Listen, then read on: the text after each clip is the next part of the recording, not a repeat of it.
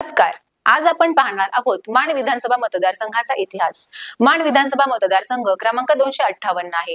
अशाच नाविन्यपूर्ण माहितीसाठी आपल्या चॅनलला सबस्क्राइब करा. माण विधानसभा मतदारसंघ येथे 2024 मध्ये भाजप पक्षाकडून जयकुमार गोरे यांच्या विरुद्ध राष्ट्रवादी काँग्रेस शरद पवार गटाकडून प्रभाकर घारगे हे निवडणुकीच्या रिंगणात होते. यामध्ये जयकुमार गोरे यांना 1,50,021 एवढी मते मिळाली, तर प्रभाकर घारगे यांना 1,03,45 एवढी मते मिळाली. यामुळे 2024 मध्ये जयकुमार गोरे यांचा माण येथे दणदणीत विजय झाला आहे.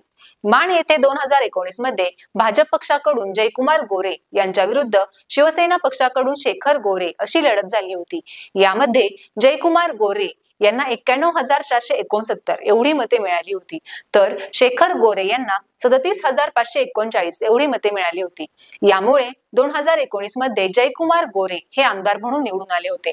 माण येथे 2014 मध्ये काँग्रेस पक्षाकडून जयकुमार गोरे यांच्या विरुद्ध अपक्ष शेखर गोरे अशी लढत झाली होती. यामध्ये जयकुमार गोरे यांना 75,708 एवढी मते मिळाली होती, तर शेखर गोरे यांना 52,357 एवढी मते मिळाली होती. यामुळे 2014 मध्ये जयकुमार गोरे हे आमदार म्हणून निवडून आले होते. माण येथे 2009 मध्ये अपक्ष जयकुमार गोरे यांच्या विरुद्ध राष्ट्रवादी काँग्रेस पक्षाकडून सदाशिव पोळ अशी लढत झाली होती. यामध्ये जयकुमार गोरे यांना 60,703 एवढी मते मिळाली होती, तर सदाशिव पोळांना 56,605 एवढी मते मिळाली होती.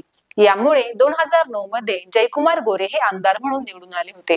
अशाच नाविन्यपूर्ण माहितीसाठी आपल्या चॅनलला सबस्क्राइब करा.